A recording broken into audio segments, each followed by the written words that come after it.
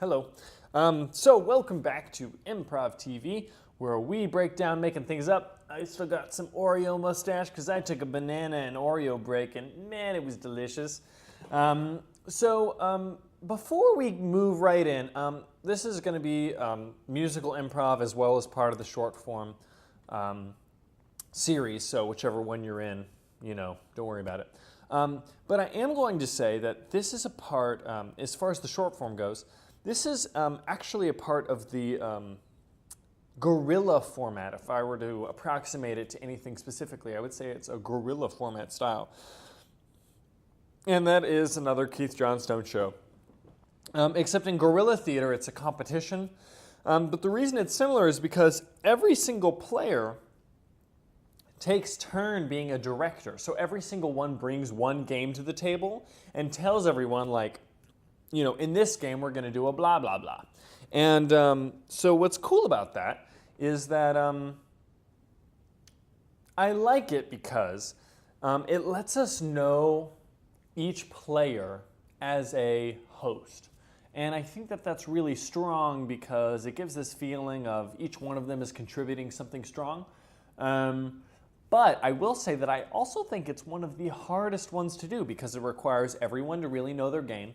It requires everyone to know what everyone else knows. It requires a level of discovery because you can, and that's kind of a good and bad thing, which is that like no one else will know what game they're going to do next because everyone sort of like brings their secret thing. We had a group called Free Souls who did this here in Oklahoma. Ooh, I just told you, ho ho. Yeah, so I think it's hard because good for all those reasons, but it's also really hard also because I think it's really hard psychologically to switch between the role of player and host.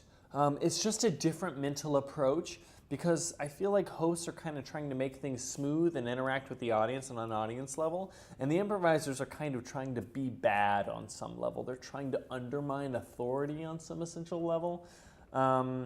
And maybe theoretically anyway, it's hard for the improvisers to be masks, to be mask characters with a capital M, and be sort of the priestly high status characters to rein them in. If you have no idea what I'm talking about, you can see the last chapter of Keith's book Impro, which I highly suggest reading.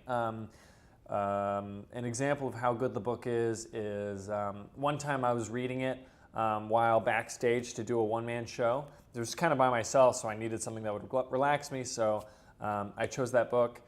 And a woman who was sort of like gonna clean up after the show came up, and she was like, darn, I should have brought a book. This is my first day here. And I said, well, you can read this book. And she's like, what's it about? And I was like, it's about theater. And she was just like, and I was like, tell you what, read the first page, and then if you want, give it back.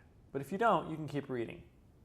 And it was just, we were just kind of like, all right, all right. And she just like flip, flip, flip, flip. And I'm kind of laughing to myself as she flips like, however many pages it was until the show was over. So it's a good book. After the first page, you're hooked. Keith Johnstone, Improv, definitely.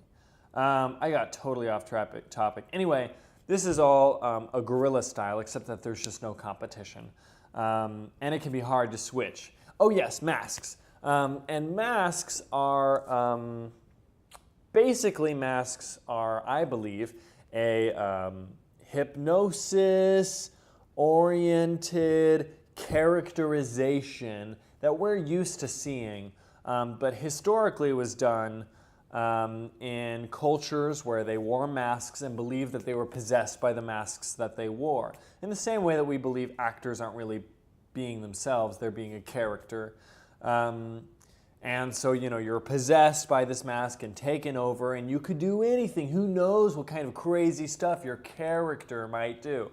And so in that way, it gave you a lot of permission basically to act out, and created theater in West African and Caribbean-based, tribes. It's cited all over. It seems like all cultures discover masks. It's like one of the first things they figure out. It's like sharp objects, and masks. That's like the first things we figure out for whatever reason. I feel like it makes it difficult to switch between the person who's supposed to act out and the person who's supposed to keep control and run everything and kind of keep the audience in mind and know when to switch and when to start and when to go and when to judge and when not to. Anyway, so let's just go ahead and move right in. That was a side note. Maybe I should stop now and we'll keep going and then we can skip that part as far as the musical improv goes. Yeah.